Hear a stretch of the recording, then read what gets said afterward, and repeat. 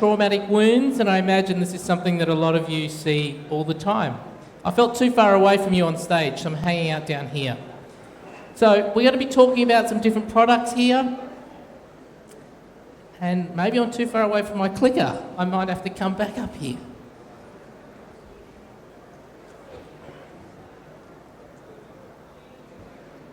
Okay, here we go.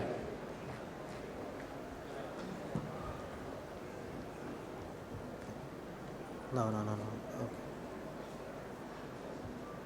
Okay. So, because I'm going to talk about a lot of product, I think it's important that I let you know that I have no financial conflicts of interest to declare for this talk. The other declaration I want to make is I've never healed a wound in an animal. So before you go running out of this room thinking, why is this guy talking about this topic, the first thing I want you to remember here is that as vets, we do not heal wounds. We create wounds, but we never heal them. And the reason for that is our role in the wound healing process is to support the body to heal itself. So we are the support crew. Surgeons are thought to have big egos and we think we fix things, but we don't. We create the environment for the body to heal itself. And as Ellie said in her last lecture, the body knows what to do. Animals can recover from severe trauma without us doing a whole lot of intervention, just creating the right environment for the body to heal itself. And so it's important as a surgeon that we clearly understand what happens when tissues are injured. And tissues can be injured either through trauma or by a surgeon. And so this is a case of a tumour removal with a flap. But we've caused tissue damage in just the same way as that road traffic accident I showed you previously. And irrespective of whether that trauma is accidental or intentional, the body will go through these same stages of wound healing until we hit resolution. But as all of you know, this is not something that happens in every single case. So what can go wrong? Well, sometimes the body's slow to heal. We might see delayed healing. Sometimes it may be defective healing. The bone may heal in the wrong position. It may be non-functional. Or often the worst case scenario is we get a failure of healing altogether. And so we've got to understand, how does the body respond to trauma so that we can intervene if required or support as required? And so I want to go through the stages of healing, because this is super important, because often how I support the wound healing process is to ask myself, what is the body trying to do at this stage and how can I support it? And so when it comes to the first thing that happens, and I've got some pictures here to try and get you to commit it to memory. This is when the dam bursts. So this is hemorrhage. And often hemorrhage is thought of as a bad thing. Often this is, as a surgeon, the thing that obscures your field of view, can result in blood loss, and Ellie talked about the effects of blood loss. But actually, as a surgeon, you should think of hemorrhage as a good thing. Because what this is a lavage of the wound. It's the first cleaning of the wound, and it's a deposition of all the elements into that wound that then will go on to heal it. So it brings in all the substrates instantly. Fibrin, white blood cells, red blood cells, all the precursors for healing. So it's a good thing. So when you take your scalpel blade to the skin and you see a bit of bleeding, it's not a bad thing. But obviously if it doesn't stop, it's a bad thing. So the dam bursts, now you've got to turn the tap off. So that's coagulation. And remembering there are two key steps to coagulation. So we have that primary hemostasis. So you get vasoconstriction of those little vessels, and then you get a platelet plug.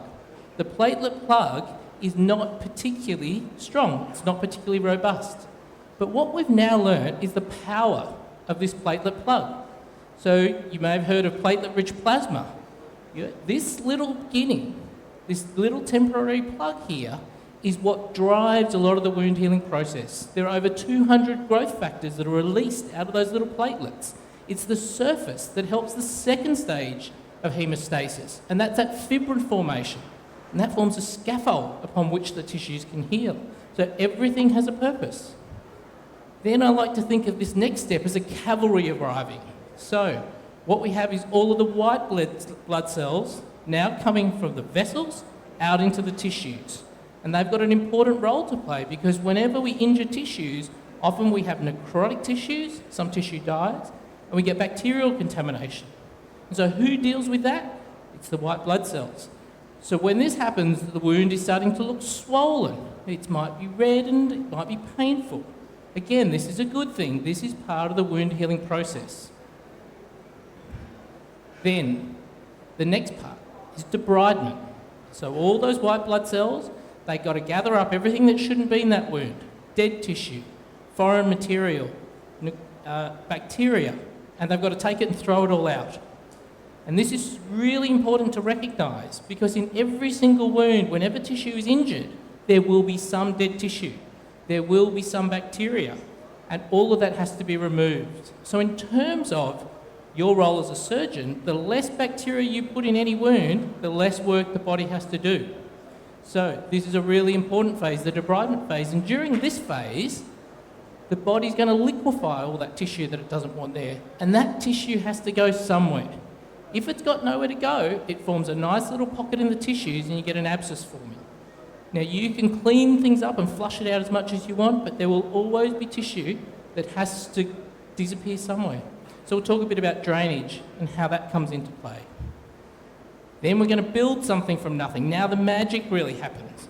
So what we're going to have is new cells come in. So the fibroblasts will differentiate from tissue stem cells and they'll start producing collagen. Initially type 3 collagen in a random array, not particularly strong. And over time, this tissue will reorganise. We'll have type 3 collagen replaced with type 1 collagen. The type 1 collagen will align along the lines of tension. They'll start cross-linking, which will make it even stronger. So again, really important to know the rate of healing, because particularly when it comes to things like tendon repair, the time at which we load it affects how that tissue goes on to heal. So this is really energy dependent, this phase. I like this phase. Something happens from nothing. So again, typically what we see here is the formation of granulation tissue. And this is really one of the aims that we're getting to. You see a traumatic wound, this is where you want to get to. But we've got to get through those other stages. You can't fast forward. The body knows what it has to do, and we've got to work through each and every phase. So again, once we see tissue starting to form granulation tissue, we can get contraction, and contraction will shrink down those wounds. So the fibroblasts will have a subcategory. A few of those cells will become myofibroblasts. They've got contractile elements, and they'll bring that wound together until either the edges touch or until the tension in the wound matches the tension in surrounding tissues. This is important to recognise because in the body there's lots of spare tissue. It's not particularly tight. In the limbs, though, that tissue is a lot tighter. However, I'm leaving India with a much tighter amount of skin around my body. I've already gained about 3 kilos since I've been here. Food's amazing. And then we're going to put the final touches on. So this is the maturation phase. This is where tissues get stronger. They start to resemble more the normal tissues. So one of the key take-home messages here is that we cannot speed up this wound healing process. The body goes through it at the rate it can naturally move through that phase. But what you can do as a veterinarian or a surgeon is you can slow the process down. We slow it down by making bad decisions or inappropriate treatments. So the main difference between a wound that you create and a traumatic wound is generally the amount of necrotic tissue, the amount of contamination, and also the amount of bacteria that's in those wounds. And so if you create the wound in an aseptic, atraumatic fashion, then you will see that wound move through those stages of healing much faster than if it's a traumatic wound. So your aim when you create wounds is to do it atraumatically and aseptically. Sharp scalpel blade, aseptic technique. Really important. You might not notice it in your everyday case, but particularly in the critical cases that we're talking about in this Congress, there is no room for error because these emergency cases are already suffering from major trauma. So your effects will be magnified. So this is that flap that we talked about. This is not surprising. There's inflammation, there's swelling. This is completely normal. You'll also note what we have is a drain in there. We know that whenever we do extensive surgery, there'll be fluid produced. This is really normal. But if we anticipate it, we can drain that away using something like a closed suction drain that you see here. And you'll see that's a couple of days after surgery. By 2 weeks at suture removal, a lot of that inflammation has settled. So, how do I approach a case?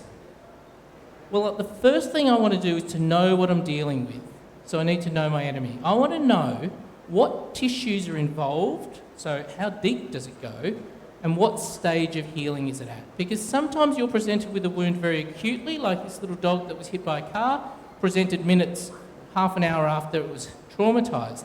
Some cases you'll see many weeks after they've been injured.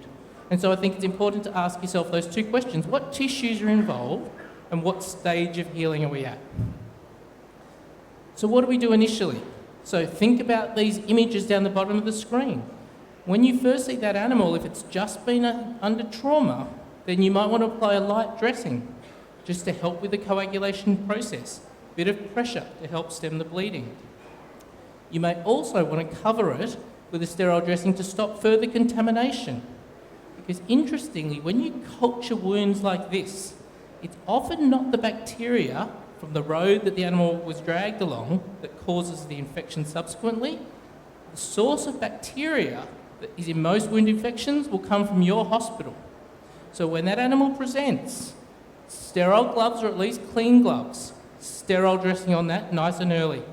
Bit of gentle pressure with a bandage will help stem that bleeding. So that's how we might look at it in the first instance. This little dog here, you can see, sustained an injury to its abdomen, but also to its distal limb. And we're going to talk about that more specifically tomorrow. I skipped over one really important part, but Ellie will kill me if I don't mention it. Stabilise the patient. So we might see a very dramatic limb injury. I'm going to compress Ellie's lecture of an hour into one word. You stabilise the patient. Ellie will tell you how. Okay. And then, what does the body want to do? It wants to get rid of all that dead tissue. So it's going to do that by marking the inflammatory process, by bringing in the white cells. We can help the body do that. So we can do that surgically by actually debriding any necrotic or dead tissue. But the rules are here.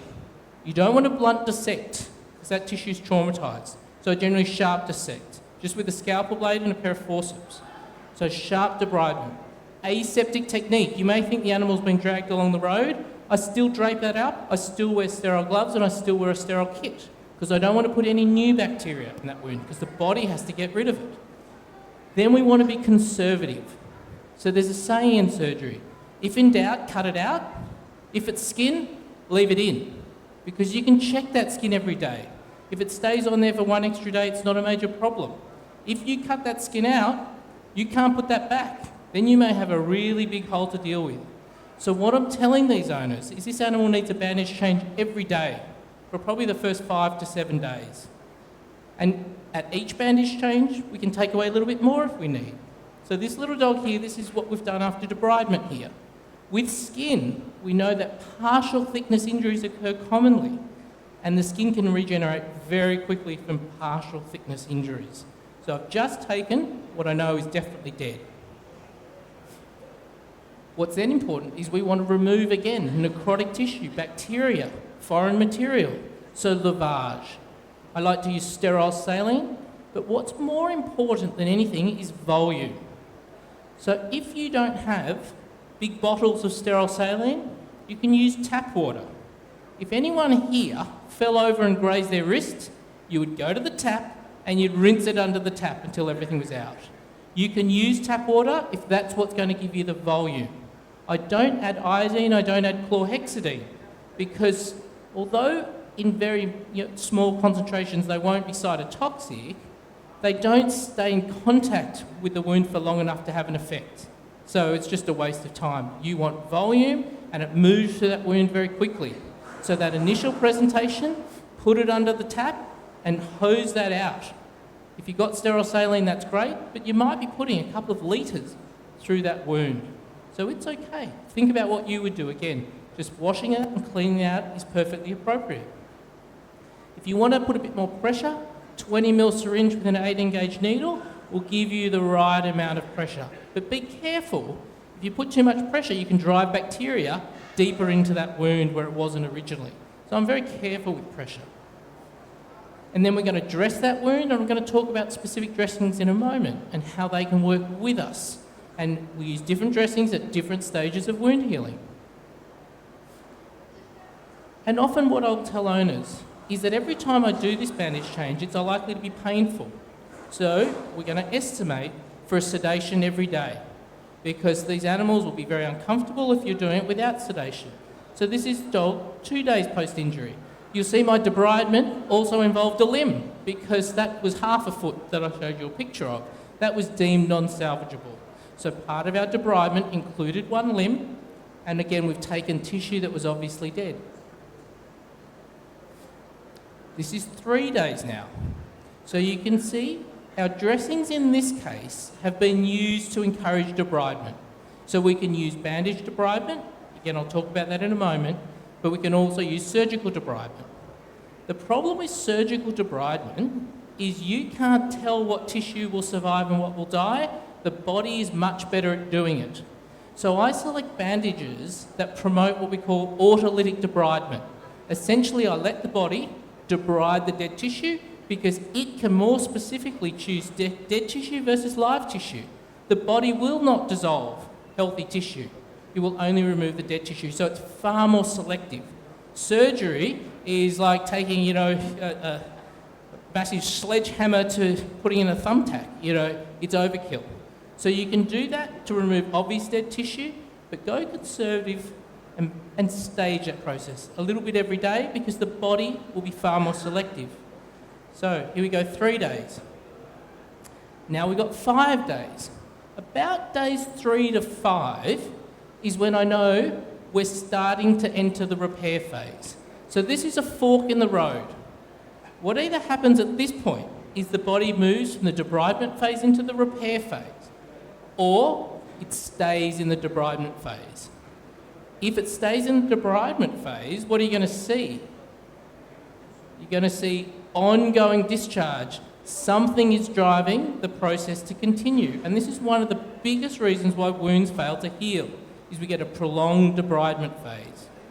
So if things are looking good, I'm just going to then change my dressings to support the repair phase, and we'll support it. And in this case here, to me, this is looking like it's progressing along well.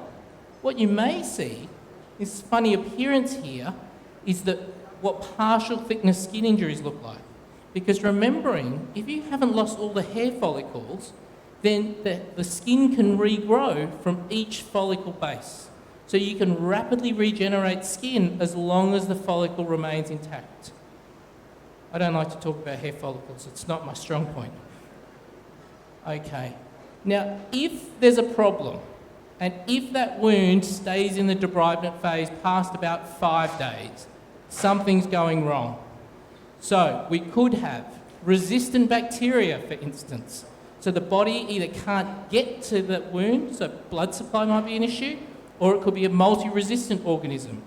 So in this case, I'll take a sample of tissue and culture it, so I know, are my antibiotics going to be effective at it? It could be that there's excessive movement, for instance, in which case I can address that. It could be that I've underestimated the degree of injury, and there could be a nidus of dead tissue sitting somewhere deep in. So I'm going to have to address that. So if by day 3 to 5 you're not seeing movement to the repair phase, you need to ask yourself why. And we need to go hunting the underlying cause that's keeping that wound in the debridement phase. So here we see 7 days post-injury. We're seeing granulation tissue. This is what we expect to see. This is a good thing. Can you see here all of the partial thickness? My cursor up here. All this area here is partial thickness skin injury. So again, we've got the opportunity to support reepithelialization from every single hair follicle. And watch what happens next. So this is day 7. By day 9, you can see it's starting to appear quite different. So when I showed you that picture initially, I'm sure many of you weren't thinking that this would be looking good in a week. But with appropriate treatment, these animals can race through the wound healing process. Once we get to this stage, where I've got healthy granulation tissue beds, I change the bandage once a week, because with appropriate dressings, I want to maintain that moist wound environment that will allow the repair process to occur. So 17 days, 1 week later, I'm using a moisture retentive dressing here that often produces some discharge. So you can see this is the discharge on the bandage here.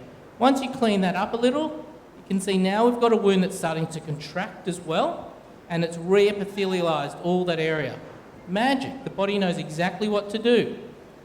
And then we get 24, 31 and 38 days, and that's healed. So what initially looks really daunting and scary, if we follow the principles, assess the wound, look at each stage, then we can see dramatic improvements. When we talked about bandages, and I hope that amongst the sponsors here for this wonderful congress, I'm sure there are many that produce bandage materials.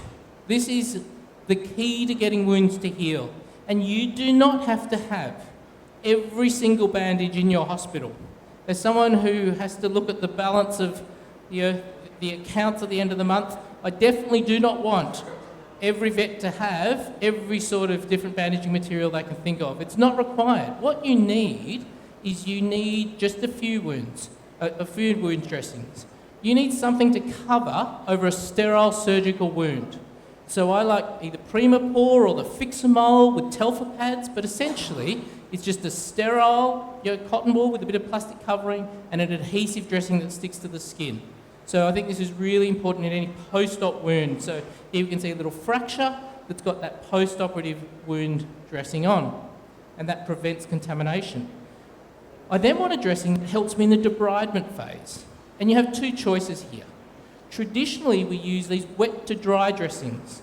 So the wet to dry dressings is a gauze swab soaked in sterile saline, wrung out using sterile gloves, and then placed in the wound. As that dries out, all of that top layer of the wound will stick to that gauze swab. Then when you remove it, it will pull away the top layer of the wound.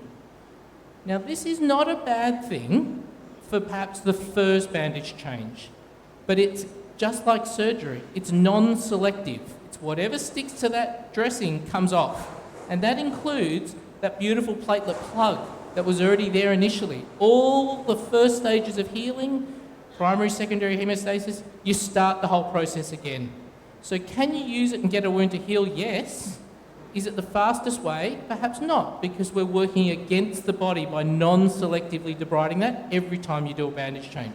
So in a heavily contaminated wound, you might do it for the first 1 or 2 dressing changes, but then I would change to another dressing. And the other dressing is one of these moisture retentive dressings. So these dressings absorb additional fluid, but they leave a layer of fluid in contact with the wound. So it's a bit like an artificial scab that sits on top of a natural wound when the top dries out. And that moisture allows 2 different processes to occur. It allows the debridement phase to occur, and we talked about that term autolytic debridement, where the body chooses what's alive and what's dead, and it liquefies what it doesn't want there, and that comes out on the bandage. So when we do these dressing changes, often you're worried because it looks infected. You see a lot of discharge.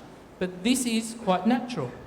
And so here we can see this is a traumatic wound. We've got a moisture retentive dressing, and that's supporting autolytic debridement. So this is my favourite bandage currently. So again, wet to dry, non-selective, very painful to remove, as we said. Autolytic debridement with moisture retentive dressings is favoured. But these are very specialised dressings. And so in Australia, and I'm sorry I don't know this in Australian dollars, but each dressing may cost up to 20 Australian dollars each. So these are not cheap. But if you're only changing it once a week, then that's money well spent. Now, you may have to change it more often if you're using it to debride, because you have to change it when the absorptive capacity of that dressing is reached. Once it's full, then the tissues will become macerated. So you need to change it as often as it gets full. But these will allow water vapour to come through, but they're impermeable to bacteria coming in and also water. So let's look at some of those. So thin films like opsite are selectively permeable, so they're moisture retentive. Oleven foams, and many foams are moisture retentive, alginates and hydrocolloids. So these are the moisture retentive dressings. And the way you choose it is based upon the absorptive capacity, the differing absorptive capacity of these dressings. So thin films is like plastic. It's got zero absorptive ability. So it might be very good in a repair phase, not so good for debridement. The foams are the most absorbent. So they're the ones I use early on in the disease process. So if I look for a dressing that promotes debridement, either wet to dry or moisture retentive, when it comes to a dressing that supports the repair phase now, well, the nice thing for you is there's nothing new here. I use a moisture retentive dressing. So exactly the same as the same one I use for debridement. And it means that I don't have to decide when that change has occurred. Because in a big wound, one part of the wound might be debriding, the other might want to repair itself. So if you're using the same dressing, it means you don't have to make that decision. The body makes more decisions, and I like that. It's like kidneys when it comes to metabolism. You know, sometimes you can spend a lot of time trying to change our fluid mix. Sometimes that kidney will do exactly what it needs to do. So less can be more. Again, look at that stickiness under the bandages. Not infection. This is what we see with moisture retentive dressings. And that's the key to promoting healing, is to have moisture retentive dressings.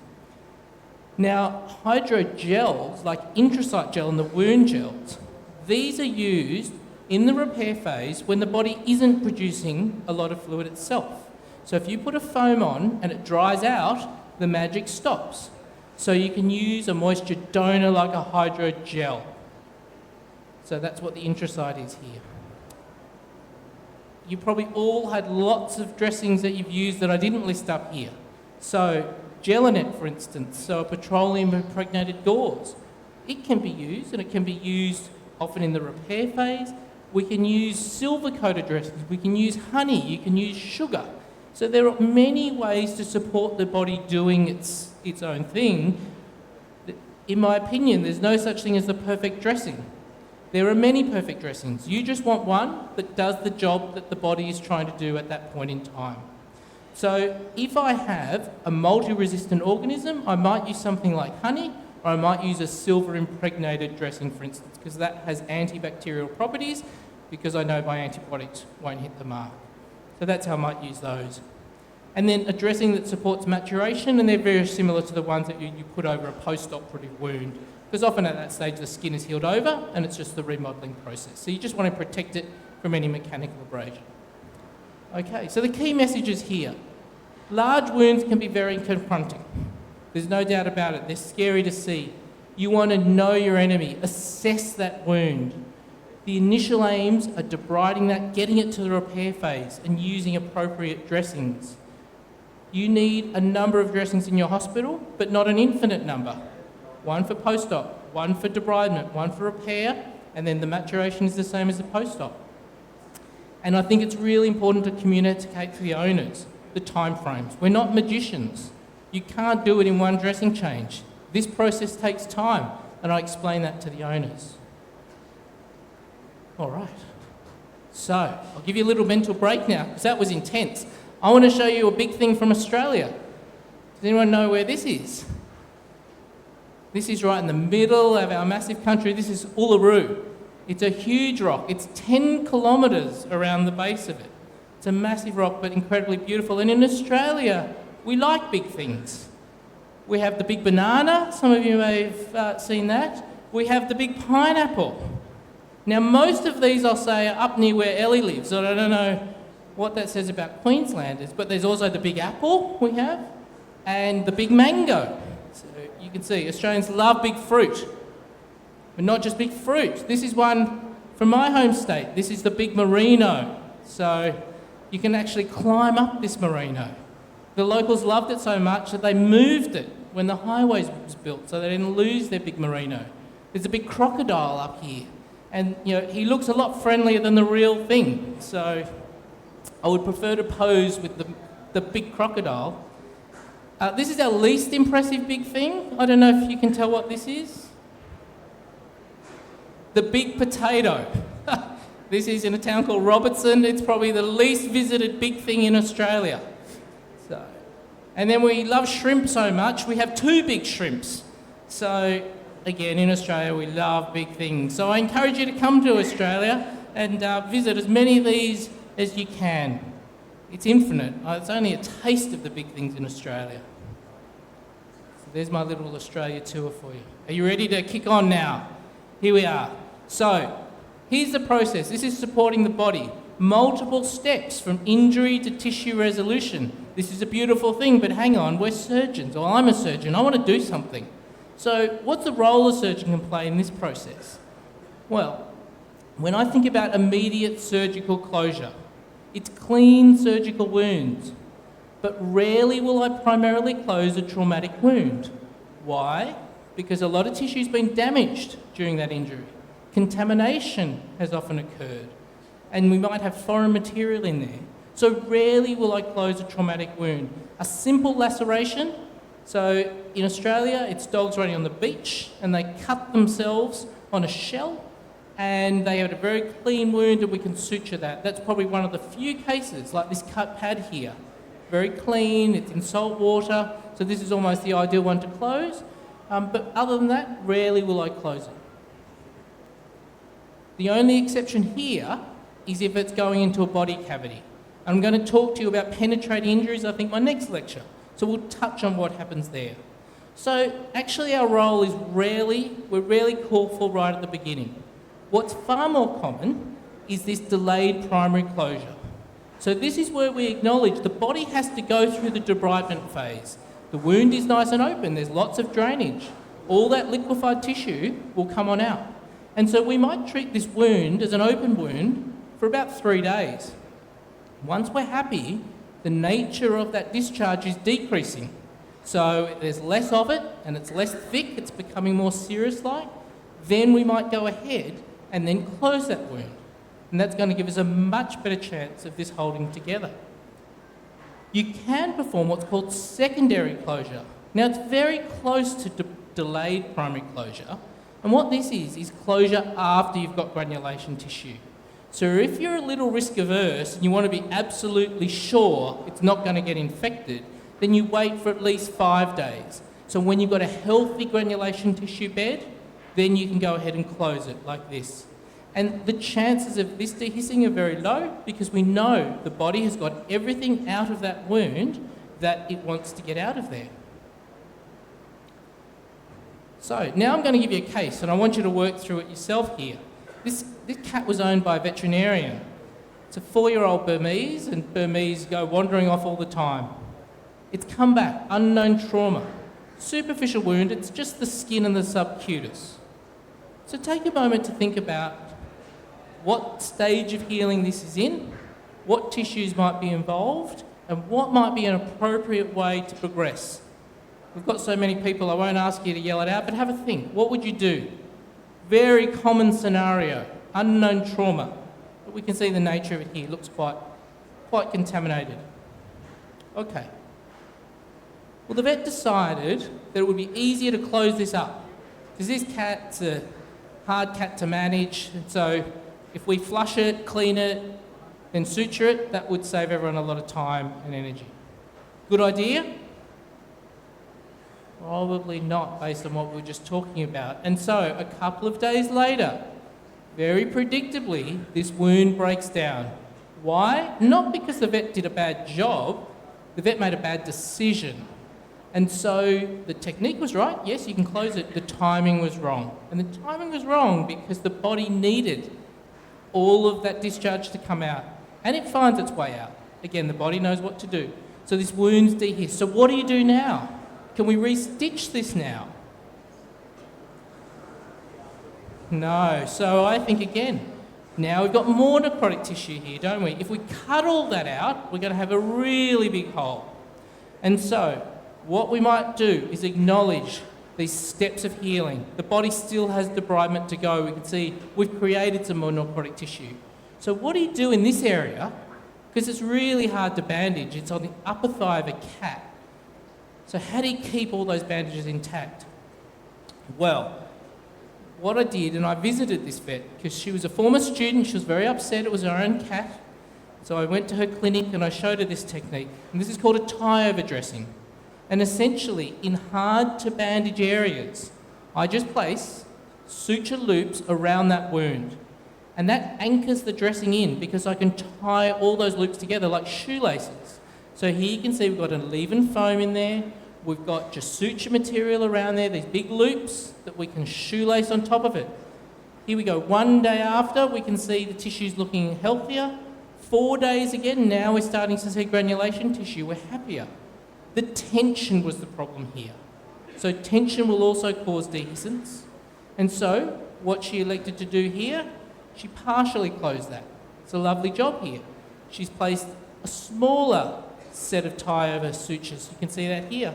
9 days after. So not a long time in the scheme of things. We've got to a very healthy, quite small wound. And at this point here, she selected for secondary closure and to bring it together. And so that's 12 days of stress because it was her own cat. But acknowledging those principles was really important in then getting this wound to go on to heal. So tie-over dressings can be really good. Now I want to present one final case to you before I'd like to have time for questions. But this is a case that had a dental procedure. We know hypothermia is not good in anaesthetised patients, so it was placed on a warming mat. It was in lateral recumbency for an extended period of time, and I think what we can see here is a different mechanism of injury. This is the thermal injury. So often doesn't become apparent for a number of days. The skin gets to get hard and thick.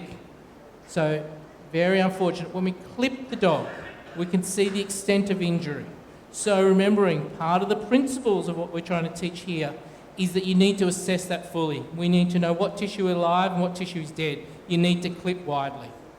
So here we can see that. The other side, we checked, because the dog was on both sides. Looks okay. So clip widely. Assessing the wound, first thing. Now we can see, this is obviously dead. It's hard, it's not coming back. We've debrided it. This is a big debridement.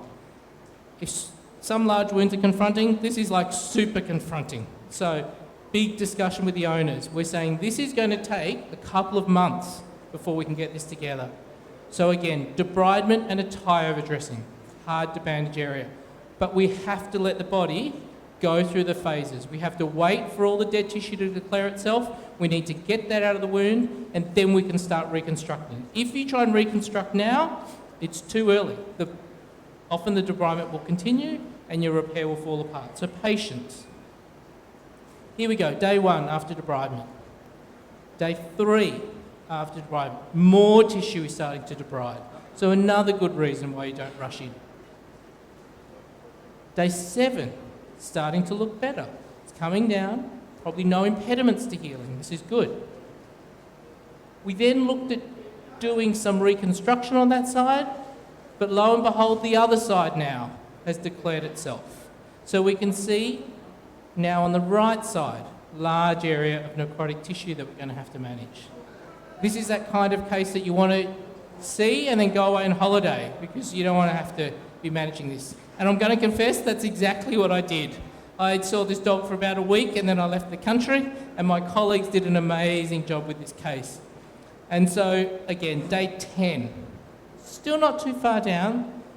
What we've used was this negative pressure wound therapy. That's a whole nother talk, but this can be very powerful to stimulate granulation tissue. We've got to healthy granulation tissue on both sides. This is good. But as a surgeon, we're impatient. This is going to take a long, long time to heal through second intention. And so what we've looked at doing here is a couple of different things. We've got some seed grafts, and we've also performed a partial closure. So once you've got a very healthy wound, don't forget that you can partially close it. You don't have to close the whole thing. So here we can see we've closed down all this area on the thigh here. It's all been closed down. And we've performed some little seed grafts. I'm going to talk about that with distal limb injuries, how you do that. So these are just little punch biopsies of skin that we seed in there because every edge is where the epithelium grows from. So just like a partial thickness injury has every hair follicle, now you add in a few little islands, you've got more area from which skin can grow. So a few little seed grafts were placed. 44 days, contraction, some seed grafts have taken, you can see there. Day 49.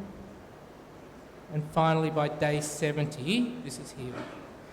So again, I think it's important to keep a cool head when we see major trauma and very large injuries. The body knows what to do, we've got to support it.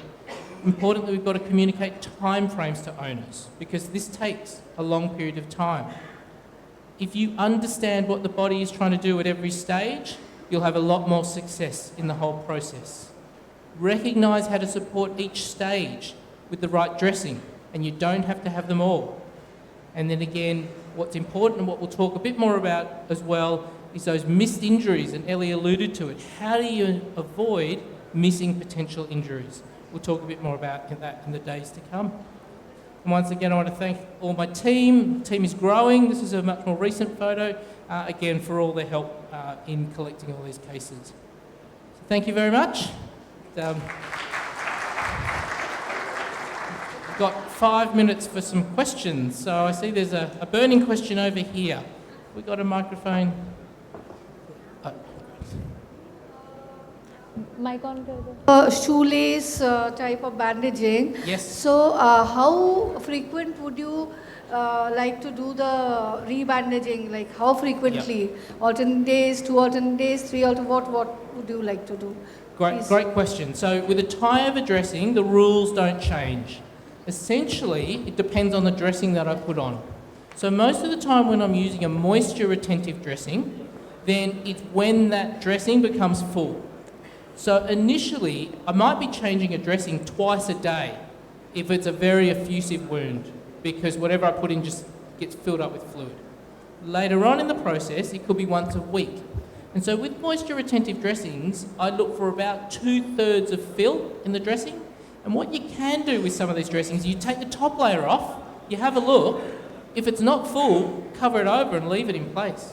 And so, yeah, that's one of the ways I use decision making to get the timing right. Another question. Chris, use of PRP in these cases. Yes. Do you use it on the margin wounds? Yeah. Great. So PRP I don't use in acute injuries because in an acute wound you've got vessel injury and you've got platelet-rich plasma essentially being produced. All the growth factors are coming out from the initial platelet plug. So in acute wounds it's been shown PRP is not, it doesn't speed things up because all those growth factors are there. Where PRP may have a role, and my experience with PRP in this case is relatively limited, is in chronic wounds. So wounds where they've tried to heal and then all the growth factors have stopped and they've not gone on to heal. Now my approach with these is generally I re-debride them to cause new platelet. So I may even get a scalpel blade and I off the top layer, and this will allow new platelets to form and new growth factors to be released. The alternative may be things like PRP, but you can easily get that by debriding a wound as well. So it's a little bit simpler. And another question, how do you manage the excessive granulation tissue, unhealthy granulation tissue? Yeah. So excessive granulation tissue can occur and that can make it hard for the skin to grow over. In most cases, the skin will grow over the top of that. However, if it is excessive, then you can shave that off. And often there'll still be a reasonable bed that tissue can grow over. But often I'm looking for what's gone wrong. Why is the skin actually driving in underneath that? And often it's positional, so it's the shape of the limb, and so you might have to look at other strategies to try and avoid that. But if it is truly excessive and it's over the top of the skin edge, then you can shave that away. Thank you. Hello, sir. Yeah. Hello. Hello. My yes. question is use of ultraviolet radiation for wound healing. Yep. So can you highlight on that, and use of collagen protein? Yeah. So again, there are many products which have been marketed to us. Hyperbaric oxygen chambers, ultraviolet. If the wound if you're seeing from the initial stages, most of these are not required. I think most of the new innovations in wound healing are particularly focused on chronic wounds, and I think particularly those in humans, so diabetic ulcers and so on. In animals, we tend to see healing is less of an issue in that regard, and so ultraviolet radiation is used in laboratory settings often to sterilise areas. Not something that I've used in a wound itself, but in an acute wound, most of these things are not required if we manage and support the body. If they get to a chronic stage and the healing is turned off, that's a different story. And then re-stimulating it, there's a number of strategies. Dry needling, ligament injuries, PRP, collagen injections, all may have a role. But I think what you've got to remember is that it costs the client more if you buy a product off the shelf, perhaps, than use the animal's own tissues, because the body knows what to do most of the time. So you Hello, sir. cellulitis wounds in the same way? Cellulitis wounds in the same way? Do you manage the cellulitis wounds in the same way? So, cellulitis. Okay, cellulitis is something which is a little bit more challenging if the inflammation is spreading further from that site of injury. Why that often occurs is because the injury is much more severe, perhaps, than we originally had expected. Most of the time will help with that, so letting the inflammation subside. The main problem is if it causes too much tension in the tissues, then we can run into problems because we can get pressure necrosis. So you can get compartment syndrome, where if you get a lot of that swelling in under the fascial planes, that can be problematic. But most of the time, it's more generalised inflammation, maybe due to bacterial infection, it may be due to unrecognised injury. Most of the time will help settle that down. So I don't do a whole lot with the cellulitis if they're on appropriate antimicrobials and if they're systemically well. If this is progressive though, then I think you have to take more immediate action.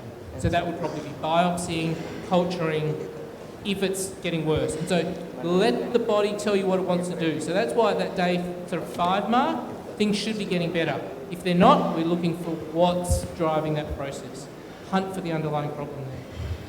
All right, thank you so much, everyone. Excuse we me. can continue this Q&A later on. We'll do it